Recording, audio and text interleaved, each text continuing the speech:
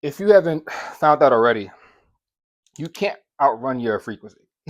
And frequency is just another term for a state of consciousness, but you can't outrun it. You know what I mean? You can't lie to yourself. Only you know what you truly believe.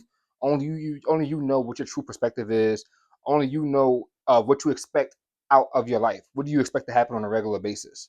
And a lot of people get this confused, and then you wonder why you may get something you want, but then it goes away just as fast. Or you may wonder why you just never get it, and you thinking, okay, I'm being a good person. I think I'm doing all the things right, but why am I not getting this? Because your frequency, you can't outrun it. And a perfect example of you outrunning your frequency is, let's say, lottery winners. Lottery winners get a great sum of money. I'm pretty sure they've been wishing, praying, believing they can win the lottery or obtain that big, large sum of money, and then they finally get it. But then what happens? Over a certain period of time, you get this big lump sum of money, but then your frequency slowly catches up to it. And then who you really are and the money you've obtained doesn't match, doesn't align. That's why you lose the money, because you were in a state of consciousness. You're still the identity. You're still the frequency that's not used to having money, that wasn't prepared to have the money. They don't think, they believe that they should have the money, you know? And a lot of people build their frequency and their state of consciousness off of sand, I should say. And this is why self concept is important, because you need to build your foundation off a rock, off a brick, something solid. And a great example of this is, let's say, people who own businesses.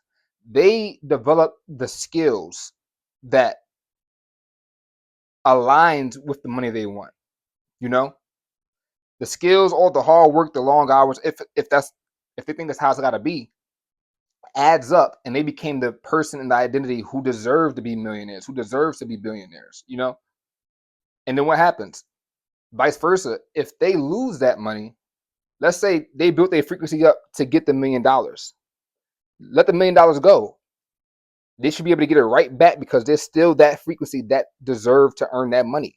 Their beliefs, expectations, perspective lines up with the person who deserves that money.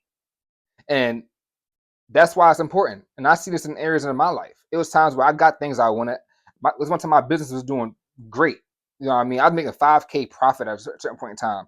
There's some people it might not be that much. To me, that was a lot, especially with somebody who didn't have no kids, not that much responsibility, because I set up my life that way. But, and especially knowing that everything's the same under God. Whether small, God sees no big or small. One penny is the same as $1 million to God. But we give things meaning, which cause division. You know what I mean? We make it separate from us, and we add more value to things than it actually deserves, because everything is truly neutral. But the way we was taught to identify with it makes us, while we're trying to obtain it, push it away from us, which is kind of contradicting. You know what I mean? But like I said, my business was doing good, and before the 3D even showed me anything, myself, my self concept and my frequency and my consciousness was saying, "Is this gonna last?" Because I've never had that much money before in my life, and I'm like, "Damn, like this feels a little bit uncomfortable. Like, is this gonna last? I'm gonna have this for a long time." And then when the 3D actually did show me some things that did reflect my thoughts, I reacted instead of me just staying firm. And you know what I mean, like Buddhism says, and it says a wise man is the same through pain and pleasure. So instead of that happening to me and me staying firm in my consciousness of who I should have been, I reacted to the person who I really was. And then that's when I got the result I really didn't want to see.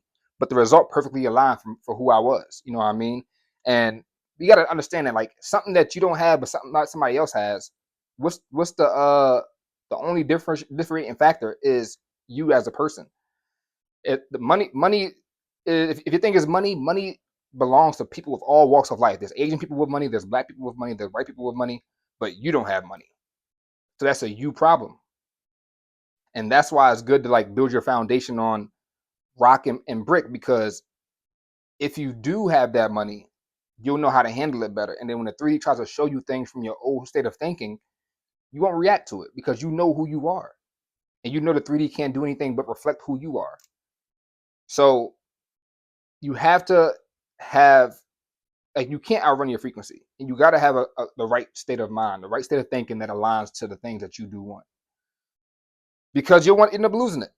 And God, the universe doesn't care. It gives you more of what you want. It doesn't feel bad for you. It's not because you're a girl, not because you're weak or strong, not because you're poor or rich.